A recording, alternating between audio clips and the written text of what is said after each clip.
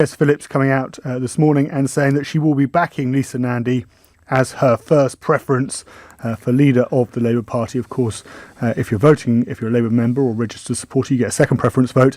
And Jess Phillips saying that Keir Starmer, her spokesman, saying that Keir Starmer would be her second preference choice. Jess Phillips, of course, had to withdraw from the race yesterday when it became clear she wasn't going to get the requisite trade union support or even support from local Labour parties in order to make it through to that final round.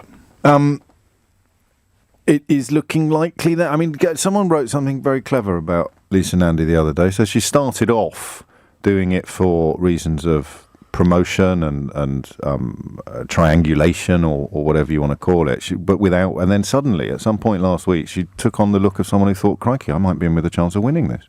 So Lisa Nandy is going to make it through to that members' ballot. At the moment, it appears to be a race, if you're just looking at the polls, the last polls, between Keir Starmer and Rebecca Long-Bailey. But if she can galvanise enough support from the Starmer camp, and she's been criticised, Lisa Nandy's been criticised this morning, James, for not being critical enough of Jeremy Corbyn, and win over some of that support from Rebecca Long-Bailey's team, then she might have a chance of coming second in that final ballot.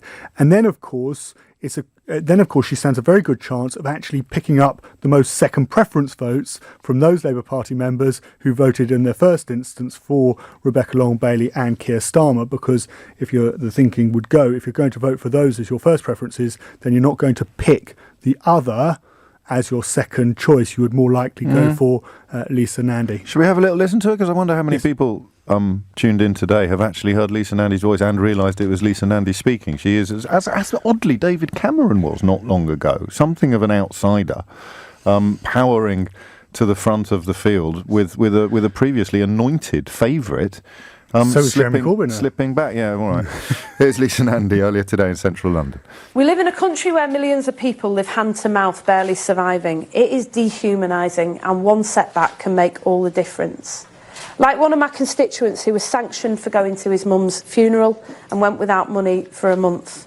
He was humiliated by having to go to a food bank for help.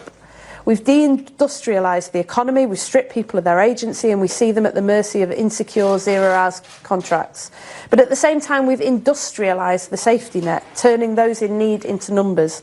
My constituents often turn up and empty an entire carrier bag of computer-generated letters onto the table at my surgery when they come for help with the benefit system. They ring the helpline and find an automated voice at the end. If they can't fit the boxes, they just simply don't exist. Where is the human empathy and warmth in all of this? Lisa Nandy speaking earlier today in central London, and although the big fight clearly is between Keir Starmer and Rebecca Long-Bailey, keep an eye on Lisa Nandy. She seems to be garnering some of the momentum that many people perhaps suspected Jess Phillips might be able to secure.